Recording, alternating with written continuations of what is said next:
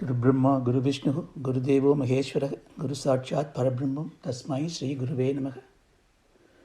Sakana Vavadu, Sakana Punattu, Sakaviryam Karavabhagai, Tejas Vina Vadidamastu Avishabhagai. Om Shanti Shanti Shanti. Namaskaram. So we are in the 8th session, so we will have a very quick recap. You know, in life, to get anything, we should have effort. Effort is called prayatna. Yatna means effort. Prayatna means right and complete effort. So if you don't do a complete effort, we don't achieve anything in life. So whether it is a prayas or it is shreyas. But to achieve something, to put the right effort, we need three things. First of all, we should have a desire to try that. If you don't have the desire, you don't have the will, nothing will be initiated. And even the will, the desire, is not something that you can have on your own, what I call it, free will, because it has to also come by your vasanas. You know, in Lalita Sahasranamam, it says, Ichcha Shakti, Jnana Shakti, Kriya Shakti Swarupini. The Ichcha Shakti, the will to do something, is itself is a blessing. Then we must have the knowledge to do. I think the way that the Sostram goes in the order, Ichcha Shakti, Jnana Shakti, Kriya Shakti, it basically tells you that once you have a desire to achieve something, you seek the knowledge to achieve it. So with the desire as a commitment, the knowledge as a means, then when you do that, the action will be good. Of course, in the world, we have lots of desire, and then we start doing without even thinking how to do it. Our knowledge comes after experience. We always call it experience knowledge. But here the knowledge means before you do something, you understand how to do it, the right approach, the right attitude. So we've gone through that. So because we are looking at the moksha, the fulfillment as the final desire, we need the knowledge. And therefore we are in the effort of acquiring this knowledge. And then we gone through several classes to come to the conclusion that this knowledge is so subtle.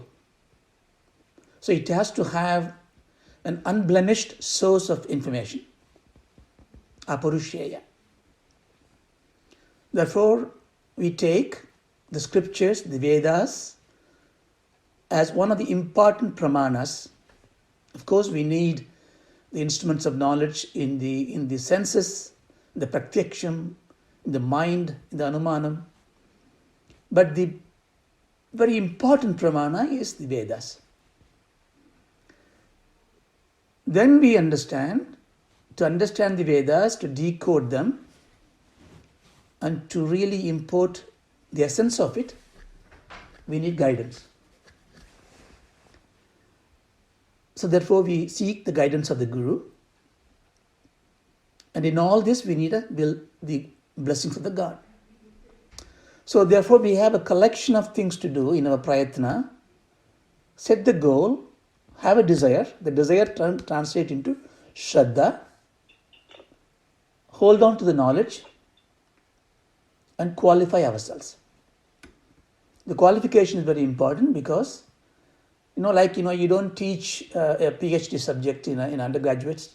So you develop their skill set, the perspectives to be different. For the instrument that we need to use is the mind and the intellect, and it has to be in a very different plane of thinking. So to have that kind of escalated plane of thinking, you need to purify the mind. To purify the mind, you do satkaryas, upasanas, devata worships, all this kind of thing that we talked about. You put everything into this karma yoga and the bhakti yoga as a part of it. So these are all we will not cover in detail, but this is what we have taken as a vow to pursue this prayatana. So your will has to continue, your action to qualify must continue. Then we seek this knowledge. Then we very quickly come to the junction of which source of knowledge we should take. So we discussed very briefly about Astika Darshana and Nastika Darshana. Astika, we said, that which believe in existence, asti. Of course, if it is existence is God, therefore believing in God is one thing. Or this science is given by Vedas, therefore believing in Vedas is one thing. Therefore you can see lots of definition of who the Nastika is. But at a fundamental level, an Astika is one who believes in continued existence. So therefore, immediately we can see if there's a Nastika school, they don't believe in continuity. So this is where we left last session. So in this session, we briefly go through this schools of thought. Many of this information is only for knowledge. If you don't really need to understand it, doesn't matter. The purpose of giving that is that when you are indulging in the Vedanta, you should not think that you are missing something from other schools of thought. Now, I was given an example of traveling by train to Darjeeling from Delhi. You have chosen that path, enjoy this travel. You don't have to worry about what will happen if I travel by a car or a bus. So we are going to take one particular school of thought, but before that we understand what other schools of thought do. I am neither a scholar, I do not know much about all these schools. I know a little bit about Vedanta only. But I think what I want to give you is the key metrics by which we compare these schools. Why? As you can see, there are only three things that we all need to know. Who we are, what are we dealing with, that's the world, and who is this notional cause of this, the creator or a God or a Ishvara. So all knowledge is nothing but the knowledge of these three. Therefore, to understand the school of thought, we should understand how these schools look at these three things. So immediately we can see in the Nastika school of thought, Ishvara is not there. There's an equivalent of that called a perfect being in Buddhism and a supreme soul in Jainism. But Ishvara is not there. So therefore, the first discrimination is because we wanted to know all these three, the choice would be to be in the Astika Darshana. The second important point, the world. Everything exists. Therefore, there is a creation. Something exists today, didn't exist yesterday. Therefore, there must be something created. There must be a creator. Therefore, the creation and the dissolution is a second important vector in which these schools put their thought through. This is even today a big subject in psychology, in science. Who created this world?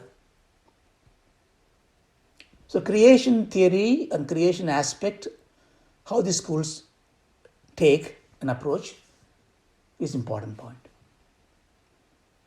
But creation means a creator and something created. Or simply want to put it, a cause and an effect.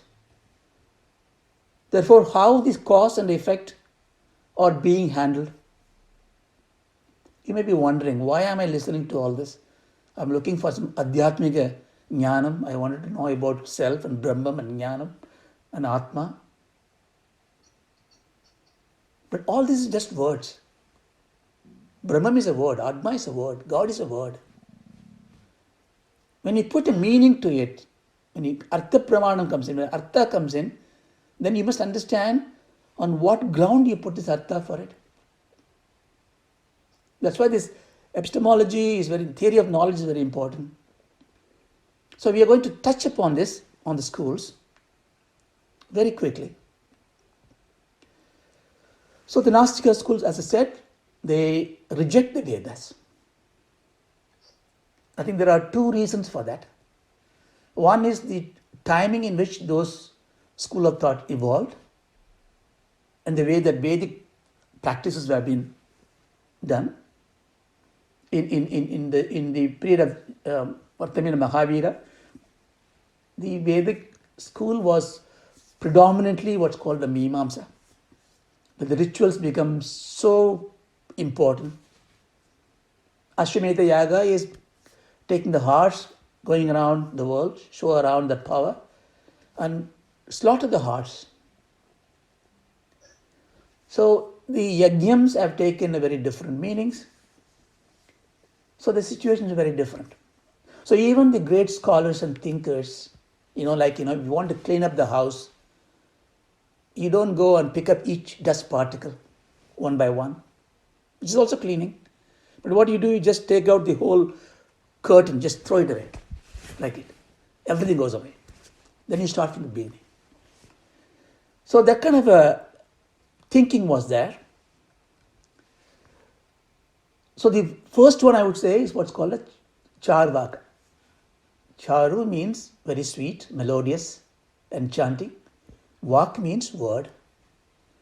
Charvaka are those who speak beautiful words to convince you and convince themselves that don't worry about all this stuff about Vedas, gods, next Janma.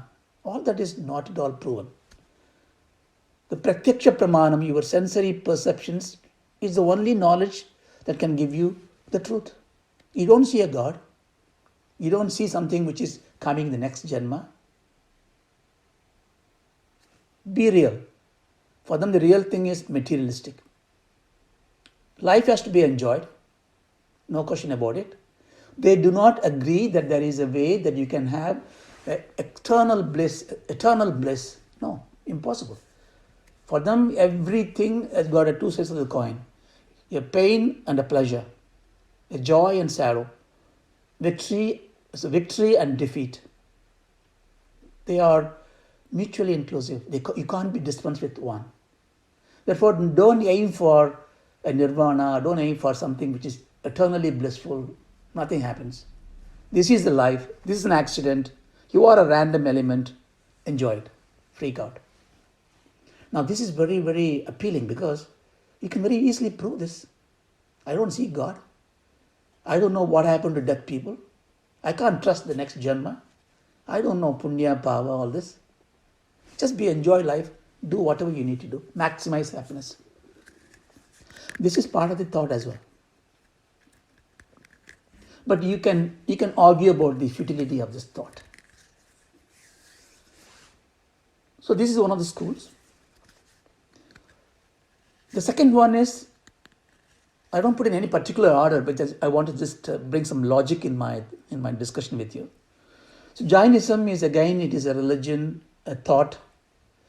It is based on the principle that no, there is life beyond. No, the pramana of pratyaksha pramana is not good enough.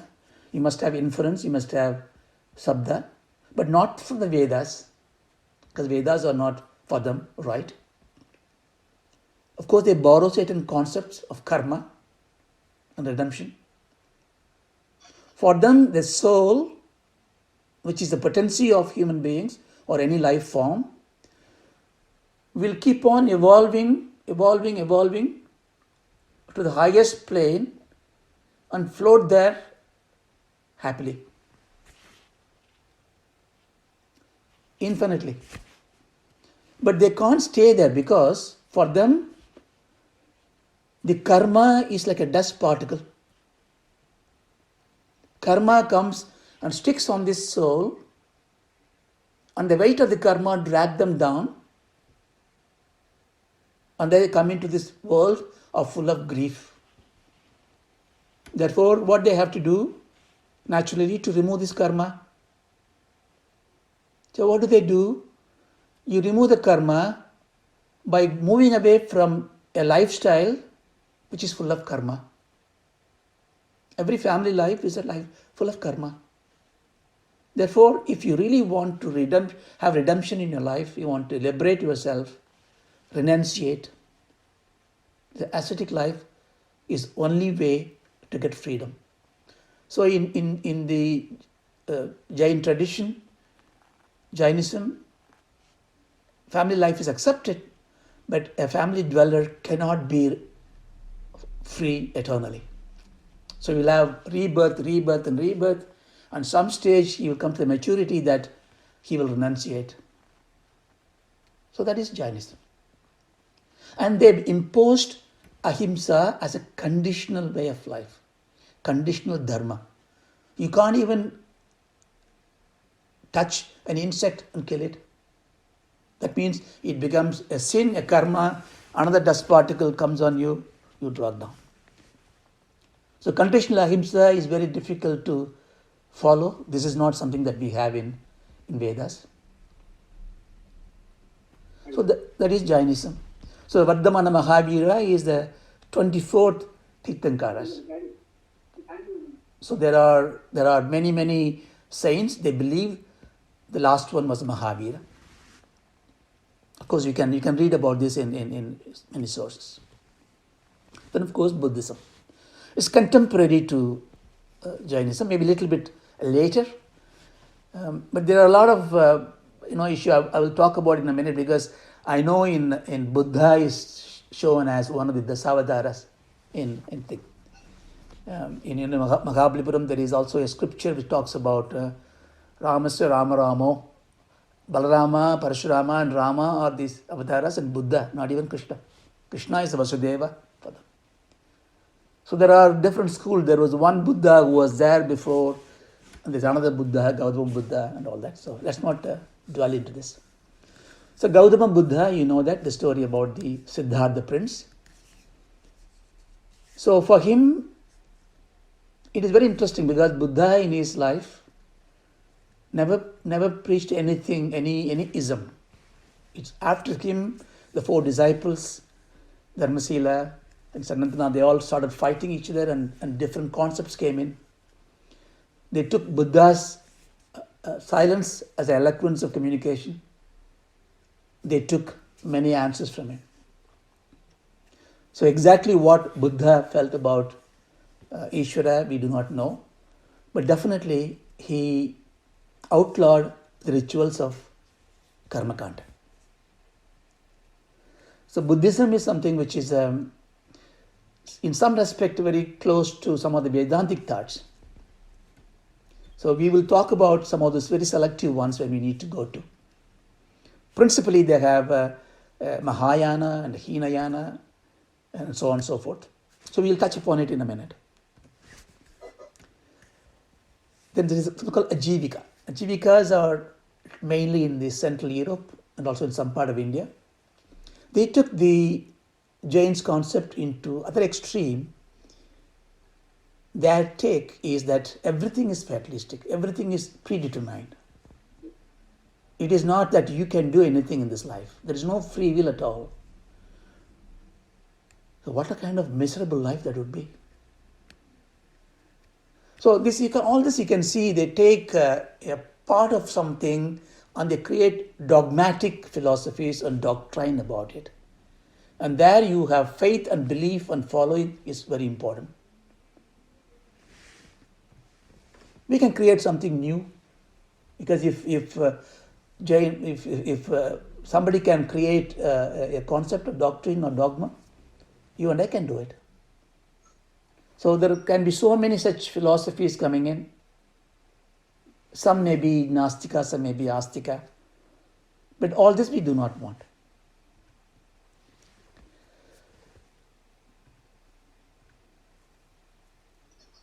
I was just want to mention that when we are just reading the Bhagavad Gita, what Krishna is telling Arjuna at the end of it, Adava Bahunaidena Kim Nyadena Tava Arjuna. What is the point of me telling you all this jnanam to you, Arjuna? Because all this knowledge is of absolutely no use unless it is assimilated and then you transform, you become the knowledge itself. You follow the path. So what Buddhism did was, in that time frame, they are given a very consolidated path of life. This is the right way of life. I'll give you certain truth. The truth is all about grief, because Buddha's trigger is from seeing tragedy. So he has taken the tragedy, the grief, as a yoga. Like Arjuna took his grief as a Vishada yoga in Bhagavad Gita. Gautama Buddha took this dukkha as the main cause of everything. So he made fourfold truth. First one is, grief is yours. Your life is grief. Some religion says life is sin. So in this philosophy, life is dukkha. That's the truth. Take it as a truth. Then second truth is, don't dwell and then grieve and then die in this. You can know about the root cause of the grief.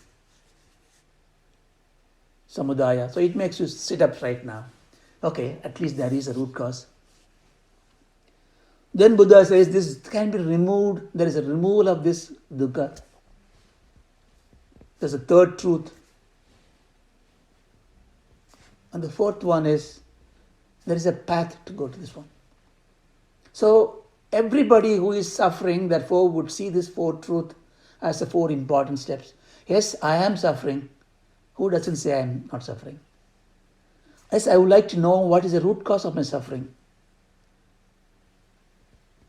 I would like to remove this and show me the path. So then he took it. Okay, this path requires three important things. About your attitude, about your mind, which is the attitude, about your intellect, your understanding, and your lifestyle. So the sila or the guna or the ethics is the one important parameter. Knowledge, they call it in panna, in Pali, in Prakrit, is another aspect of it. The mental aspect is called concentration, samadhi. So he said, O disciple, come to me. This fourfold truth can be unveiled. You can attain nirvana or nibbana, they call it, redemption, by manipulating, by making sure these three traits, your sila, your ethics, ethical attitude to life, your knowledge about the life means, and your mental attitude is samadhi. So they put eightfold path. Right speech,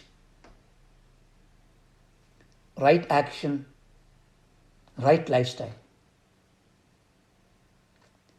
Then you must have the right effort in doing everything. Right effort means, like we said, prayatnam, knowing and then doing it. And mindfulness, this is a very beautiful word from Buddhist philosophy, which we'll also take in Yoga Sutra when we studied. Mindfulness is putting the mind into the thing that you do completely.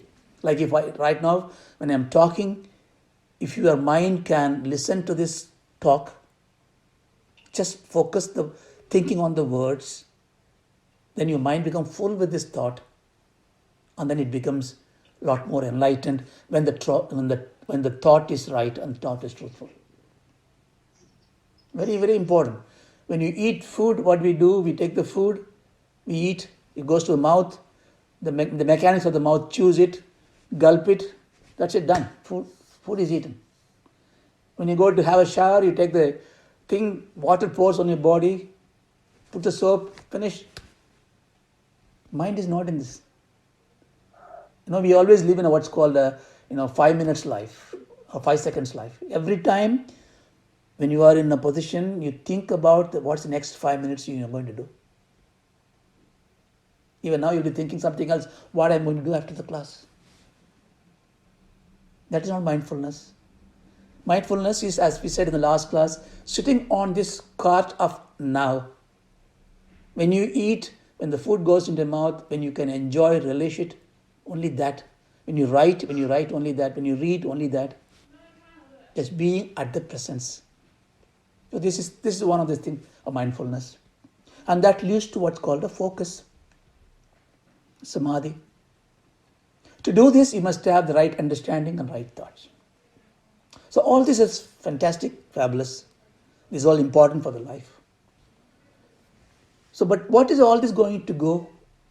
So there are different schools came out after Buddha. The Theravada school is the school where the seniors talk to the youngsters about this fourfold truth and eightfold path. The Mahayana, Hinayana, the words are very controversial. Historians wrote this. Hinayana talks about intrinsic evolution, redemption of the personal thing. Mahayana is about being good to others. Of course, you need both. You need to be good to others and you need to take yourselves. Vajrayana, Zen Buddhism, so many things comes there. Now every yoga today talks about Buddhist culture because they took the mindfulness, focus, samadhi, right attitude. So we will take those important points. See, the thing is, you must understand this. Vedanta is not about fighting with anything. Why should we fight? Vedanta is about taking the best of everything and building on it. So when we go to the Vedanta Darshana, whether it is Viveka Chudamani or Yoga Sudra or anything we do, even Bhagavad Gita, Gita talks about Samkhya. But all these schools have got a good steps and then they stop you there. For example, in Buddhism, they talk about everything you do, but there is, in the end, there is nothing. Sunyavada. What is a shunya is very debated again. The later people have articulated differently, but shunya is emptiness, nothingness, void. There's a kshanavada. Kshanavada is that things are moving every minute, every second thought comes in. So you live only on the thoughts, between the thoughts, nothing there. Very interesting thoughts, but it is not fulfilling. Why am I doing all this to go to something which is shunya? So, but to reach this concept, they have taken a lot of thoughts which are very similar to Upanishad thought.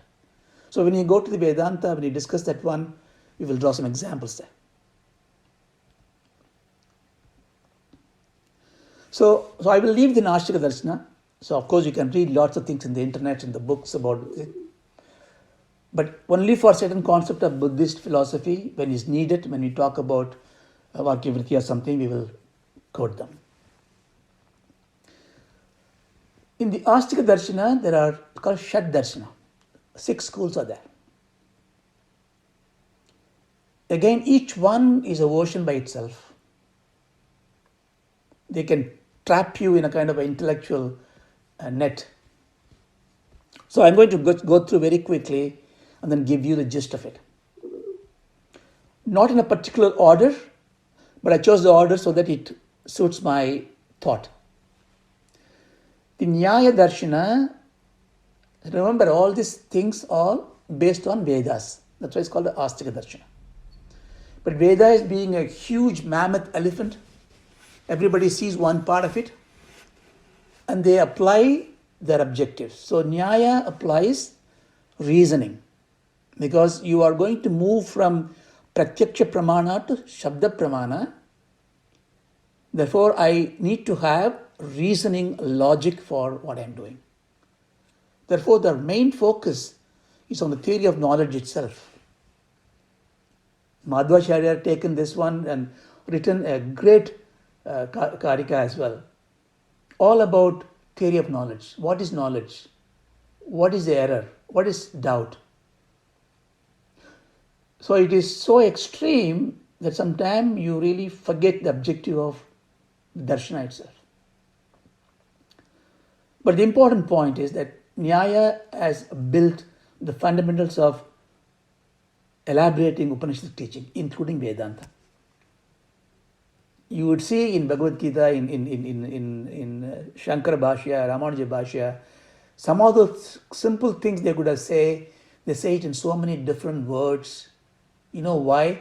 Because they wanted to prove, to articulate to Nyayavadas. Why? Because what we discussed yesterday in the last session, existence we can only see by attributes, the definition, the quality, the guna.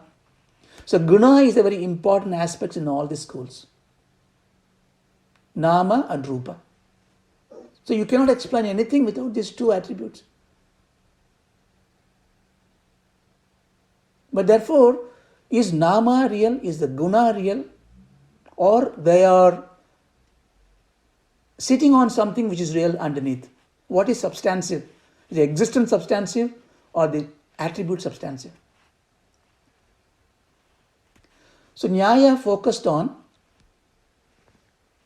the microcosm. His sage is Gautama. Picking up this Nyaya philosophy of reasoning, the sage Kannada developed what's called a Vaisheshika. It moved from the metaphysics to physics. Here, the sage started looking at the universe as a physical aspect of it. Okay, enough of this theory. Now, given the reasoning of it, of cause and effect, I would like to know what the universe is made of. So I will touch about it in a minute. So this is about moving away from pure logic reasoning into applying the reasoning to rationalize what exists in the world. In fact, the Vaisheshika school of thought is the first school of thought, just reduce the whole universe into certain categories, padarthas. From that came in, I don't say from that came in, from using that same concept was Samkhya Yoga, Samkhya Darshana. The word Samkhya has got multiple meanings. One meaning is it's supreme, Samyak Vedhi Jnana, the supreme knowledge is Samkhya. Also is the enumeration, counting. Here the Kapila, the sage, took this Nyaya logic, took most of the Vaisheshikas, atomizing the whole universe into categories, but changed something else. So he was the first one to rationalize the universe into multiple parts. But like Nyaya, like Vaisheshika, Sankhya did not have the Ishvara as an important part. So it is a kind of Astika, they believe in existence of it, but they do not need an Ishvara to create the world. But subsequently there is a deviation came in from Sankhya, Saheshwara Samkhya or Saha Ishvara Samkhya, where Ishvara was brought into this one. And that is thanks to Patanjali. So Patanjali took this Samkhya Darshana, but he brought in Ishvara. So basically he took the Saha Ishvara Samkhya and then he built on it a Yoga Sutras. So there is a particular school of thought in which you can achieve the liberation by the practice of yoga. So if all agree, I will take a yoga, one particular chapter of yoga later as a part of the session. It's important, which correlates to Vedanta, not everything else, only that part. So you can see here reasoning, a logic, the logic applied to physical aspects of the universe, automizing the physical world, explaining the cause and effect in a very different way, each school. Then Sankhya taking it, elaborating it, but putting the Ishvara out of the picture. And then Yoga taking the Ishvara into the picture, giving some means to recognize this. Then the Purva Mimamsa is there. The Purva Mimamsa, the Mimamsa means inquiry, Pujya Vichara. It's got an adage called Purva because it is focused on the Veda Purva in the Karma Kanta of it. So this has got a different focus. Again, I will have a 2 minutes talk on this one. This is by Jaimini, Jaimini was one of the disciples of Veda Vyasa. When Vyasa told the disciples, go and produce inference or explanation of what you learned, Jaimini took the Purva Kanta of Veda and wrote Dharma Sutra. Jaimini's Dharma Sutra is the pinnacle of all the Dharma in Sanatana Dharma, and that's a precursor to the Purva Mimamsa. Of course, the last one is Vedanta Darshana. It's also called Uttara Mimamsa. Uttara means the higher part or the upper part. There is no single author for it, but I think we should attribute to Vyasa. What happened was Vyasa, after seeing Jaimini's Dharma Sutra, he completely missed out the import of Vedas according to Vyasa. So he commented on Dharma Sutras. It's great honor. The teacher takes the student's work and then commenting on that. He wrote a commentary on Dharma Sutra, and then he wrote what's called Brahma Sutra. So Vedanta is taking the Brahma Sutra as this epitome of it, and then he explains in so many different ways to resolve all the issues. The reason I put this way, because in Vedanta, everything is accepted where it is relevant. You have the Nyaya Darshana concept in the Vedanta, Vaisheshika concept is there Vedanta, Samkhya is there Vedanta, Yoga is there, but only to the point where it is giving you a stepping stone to move forward to the next stage. So we focus on Vedanta Darshana. Where necessary, we will bring in the concept from the other schools of thought.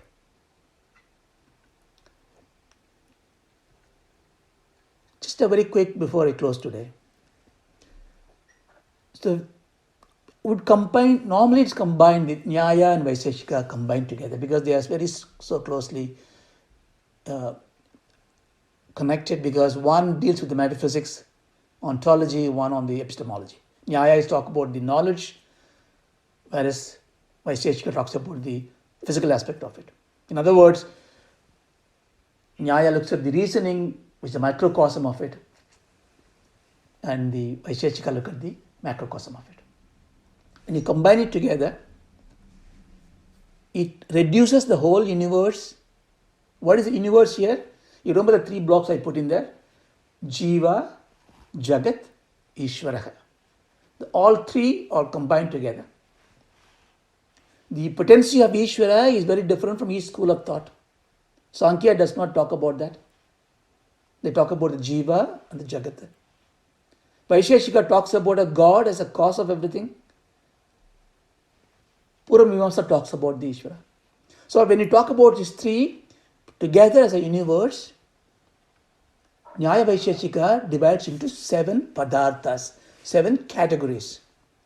Because knowledge can be only acquired by looking at small portions. It brings you to 7 parts. First one is called Dravya, or substance. It is a substantive part of anything. If you take a book, the existence of the book is a substantive part. Everything else you see is the other 6 or other 5. The guna, the karma, the samanya, the visesha. The guna is every attribute. There are some 24 attributes in this one. We are not going to go into details of it. But it is differentiating the substantive part as dravya and all other attributed part into 6. The important thing here is they also include, because they are Nyayavadis, they include abhava, absence, also an attribute. No other school takes absence as an attribute. Suppose if you say, okay, go and check if my pet dog is in the room or not. You go and check, the dog is not there. Therefore, in this school of thought, there is an abhava of the dog there. The non-existence of dog is there. Now this is used because it completes the logical argument of it. It's completely futile.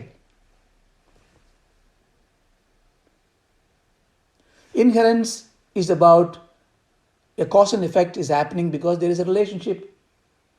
Yeah, if you take a cloth, it is full of thread. If you put all the threads together in left and right, up and down, a cloth comes in. If the threads are all way apart, the cloth will not exist. This kind of relationship, intimacy, inherence, samyoga, samvaya, a lot of things there. So here they're explaining a whole comes from the part by joining together. You may wonder, why are we talking all these abstract things? Because when you talk about God and Atma, cause and effect, the proximity is going to come in. Because we are not going to see the whole God in our vision, because we're going to pick up every small thing, every sutratma. How this part becomes the whole? If I see God in everything, everything is a God, then how does it become the whole? It can come in whole in many, many ways. One example here is about the cloth and the thread. If just threads are put together in a kind of a nearness, it becomes a cloth without any effort. You don't see a thread anymore, you see the cloth. So like this, don't worry about not understanding it. I think I'm giving the elaborate way they think about the logic of it. But most important, we must understand the cause and effect of it. In this philosophy, there are three causes: samavayi, asamavayi, and nimitta. Like the same example I'll give you, the cloth is an effect. To have the cloth, you need an efficient cause. Somebody would have made the cloth, a weaver. Without the weaver, the cloth wouldn't have come. Yes, therefore, is a nimitta karanam, accepted. But you need a thread, the material. That is the samavai. Basically, that's a material cause of this thing. But imagine that thread is a red color. What do you get? You get a red cloth. The effect is changed. There's a cause for it. But this cause is not a different entity by itself, but it is a quality of another cause. You see that? But the most important thing is the effect of it. What the Nyaya-Vaisheshika school thinks is that effect is not a cause, it is a completely new thing born out of it. It's called Asatkarya Vada. Karya means effect. Sat means existence. Asat means non-existence. Asat Karya means effect is not existence. I give an example, then you'll understand. The curd is coming out of the milk. Is it not? Curd is an effect. Milk is a cause. But according to the school, curd does not exist in the milk. Curd has no existence before. Because in the milk there is no curd. But the milk transfigures into curd. Therefore, curd has become a new appearance. So curd as an effect was non-existence. Curd as a karya was asat karya. So in the cause, the effect is not existence. It's called asat karya vada. I'm trying to simplify so that you don't need to really dwell on this too much. There are another word they say called aramba vada. If you forget the cause of it, just the effect, the curd comes just now. Therefore it is a beginning. Aramba vada. Why this is very important? Because this gives the thought to the creation of the Jagat and Atma. If I am created from the God, I am an asat karya. I never existed in the God. I came on my own. Not on my own, I came out of this, whatever the cause it is. I am by myself. I am real. So this asat karya vada of these schools lead to two things. realism and pluralism. Realism means every object exists by itself, independent of another. Everything is real. Plural means there can be many, which is very common sense. Therefore, this logic will apply very easily because that's what we see. Everything is plural, everything exists. The substance, quickly, I'd say substance, it takes into two parts, subtle and the gross. Substance is the earth, fire, air, water, and subtle. The guna is, as we talked about, attribute. The karma also very interesting here because it's like almost like a Jainism there. Karma here is a movement. What they say is that by Astika, for example, it's similar to the cosmology of science. The atomic movements, the atoms move inside a body. The body is stationary, but the atoms move. The body moves or body deteriorates. Therefore, the karma of this object, the substance is this book. The karma of the object is the atomic movement. Therefore, karma is a movement. You see this? I mean, so far we've been talking about karma as an action you do to do something. Here, every substance have a karma by itself because there is a movement inside. It's very subtle. It's got some benefit for us, nothing more than that. But I just want you to differentiate because when we go into a deeper discussion on Upanishad something, when you talk about the karma, karna, movement, we will use these three different schools of thought and to filter it out why Vedanta talks about something acceptable to us. Of course, the abhava, I talked about it. How much of your time we have? Okay. Can I take another 8-9 minutes? Yeah. Okay. Continue. Okay. Finish up. Okay. Let's talk about the Samkhya School. So we talked about this Nyaya Vaisheshika. Just only three things you remember. The cause and effect were different. Guna and karma are different. Everything was pluralistic, realistic. That's one school of thought. Sankhya took the same thing. They reject the rituals completely. In fact, the Sankhya Kariga by Ishvara Krishna condemns Ashwamedha Yaga and many yagas. It is true, I mean, if you read this Puranas and some of this history, in those periods, I'm not qualified to say this, but that's what I learned, that the yajnas are taken to the core. Even Daksha took this kind of a thing. He even said, Shiva, don't come here. By the way, if you go to Vedas, there is no Shiva, Vishnu, everything. It's all come in the later stage. So he talks about this Brahman as a primary part of this one. Yeah. So in the Samkhya school, they took it. Again, all goes the same way, right? Knowledge is needed. That's no question about it. But they took, I'm talking here now, the Sankhya, which does not take the Ishvara as the first one. They took the Jiva as a soul, and then everything else in two states, a manifest state or unmanifest state. Vyakta, avyakta. So for them, the three bubble I put in there before becomes this three bubble. Ishvara is outside the picture. Soul, Vyakta and Avyakta. Then they go through the same philosophy of Nyaya Vaisheshika. They talk about the cause and effect, but they improve that. They say some will be only a cause, some will be only effect, some will be cause and effect, and some will be causeless.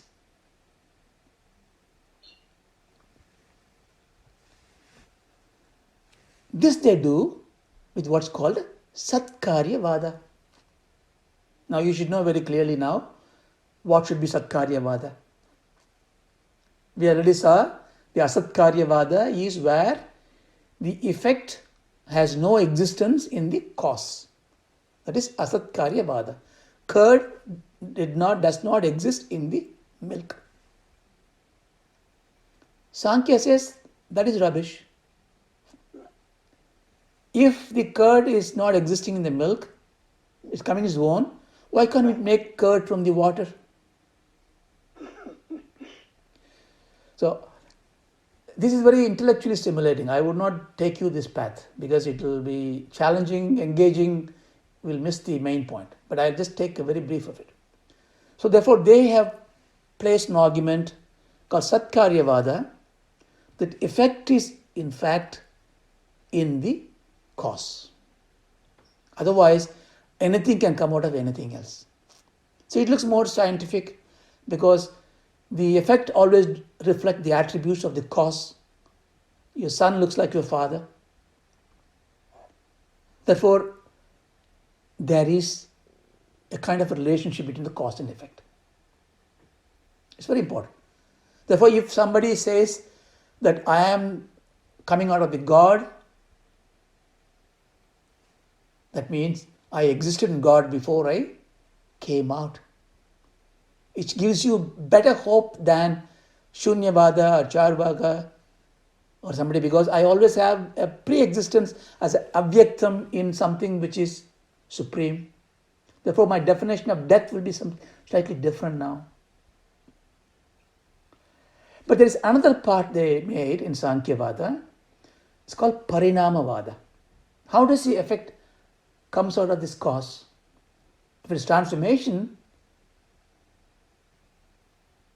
they call it Parinama. It could change in certain attributes.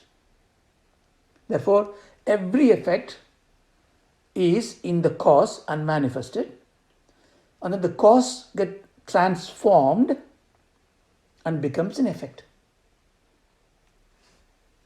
So you will ask a question then, what happened to the cause? If the milk becomes the curd, where is the milk? It's gone. So in this, therefore there are flaws in this argument when you take it away, because the Parinamavada is very good, but it is not complete.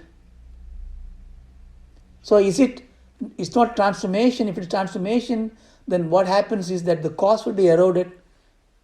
Every time you transform it, the cause will be losing some of its value, is it not? If everything coming out of the God should be by now depreciated. So therefore there must be some difference there. The thoughts come out, and we'll discuss it in great detail later. It's called Vivartavada. Maybe it's not transformation, it's transfiguration. It appears to be that. Then the curd example is not going to help you there. We need to take another example there.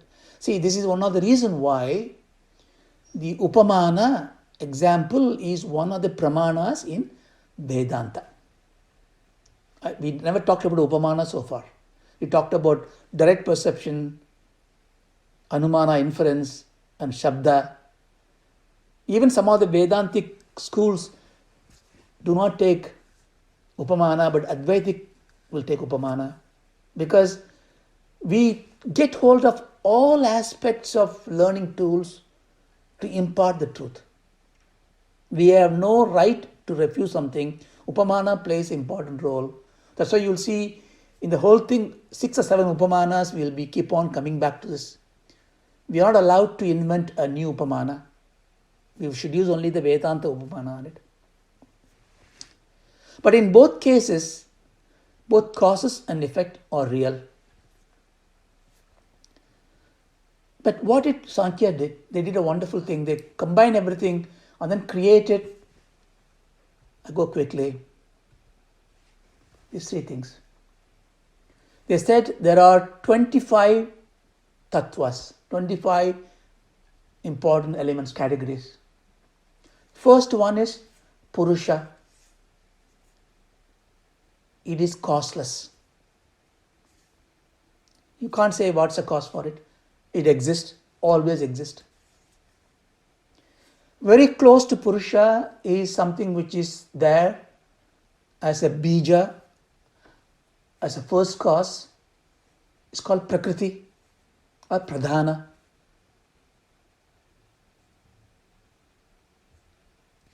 In Svedashra Upanishad, Mayam tu Prakriti, it says. So Shankara takes it one and says it calls Maya, but there's a different discussion. Shaivam takes it as Mahashakti. So the Prakriti is the power of Purusha, unmanifest in Purusha, and when it comes out, it creates effect. The first effect, now we are talking about the universe, right? So Jiva is one universe, that is yourself, myself, and everything else is outside. Therefore, this theory you have to explain both. So in both are being explained. In both there is a Purusha. In both there is a Prakriti, unmanifest power, potency. And that comes out the first as Mahat in the cosmos or Buddhi in us.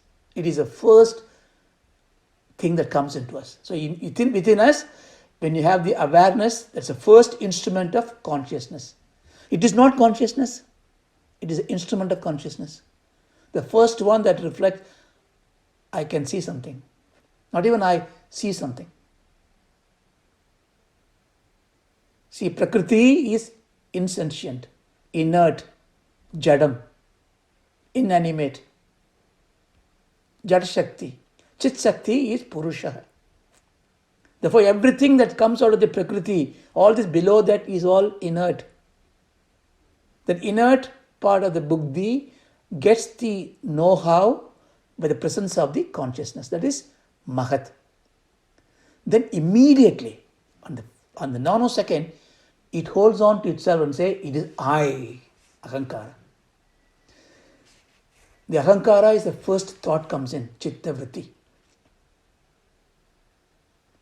There is a very small time gap between the Mahat coming out, the Buddhi coming out, and the Ahankara coming out. If you can catch hold of this minute, it's called Brahma Muhurta. When you have the deep sleep, when you are raising up, when the Chaitanyam prakashes out, then your Buddhi comes out, it gets hold of I get up. And before the I sense comes through, there is a small gap of time, it is told. It's called Brahma Muhurta. Ahamkara is the I. From the Ahamkara, the I, using Buddhi, it creates 5 subtle powers called Tanmatras. What are the 5 subtle powers?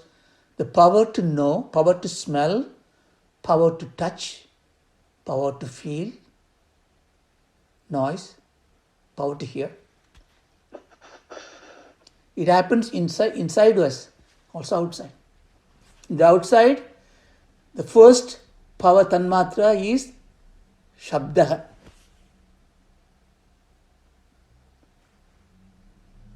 Same way here, the first thing is hearing. Hearing is what happens. The fetus in the womb, first it has got a sense of hearing. The prana shakti, prananada. Then from this, there are effects. 16 effects. First one is called manas. An instrument, a subtle instrument, which holds the impulses from tanmatra, the intellect, the Buddhist reflections, Ahankara's egoity. It's basically a reflecting mirror is created. Then you have Jnanendriyas, 5 instruments of knowing. Karmendriyas, 5 instruments of action. Then Panchabhutas, it's a gross form. All this gross air, earth, water. So inside, for us, it becomes the body part, cells, microorganisms. For the universe, it becomes the universal part. Now, Vedanta took this part and then build on it. We will learn about it in great detail when you go to Tattva Bodha. The fallacies of this and the truth of it, we'll take it forward. Sankhya philosophy today survives only for two things. One, because of some part of it is gone to yoga. Another part is taken into Vedanta. There is no Sankhyas today as the Buddhas or Jainas because it's all gone. And also I think one of the reasons why it did not go through is because the Ishvara Karika written by the sage Ishvara on the Jaimini Sankhya started the word Dukkha. Duggatrayam. All this Mangala Sostram, this is just my view. All the Mangala Sostram start with the Mangala word in the first one. He talks about Dukkham. But it's important, he talks about the Dukkham is three types, Adhyatmika, Anatmika, kind of stuff. So I think I'm going to stop here because it's a reasonable time. So in summary, what we have discussed today, we are moving away from details of this, but we are going to migrate towards Vedanta Darshana. So far we built an argument about why we take the Vedanta Darshana as a school of thought. I've given a glimpse of other Astika school of thought. I think it's enough, but if you wanted to learn, of course there are a lot of material to learn. But we will draw the essence of it when we go into the Vedanta Darshana. So in the next session, if we have God willing, so we will have one more summary of this one as an intro to it. That will be complete in the introduction of it, and subsequently we can take a text papa. Thank you. Om Shanti, Shanti, Shanti. Asato ma sadgamaya.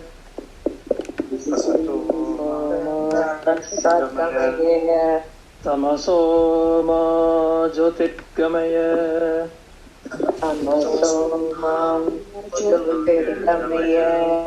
Natyoma amritangamaya.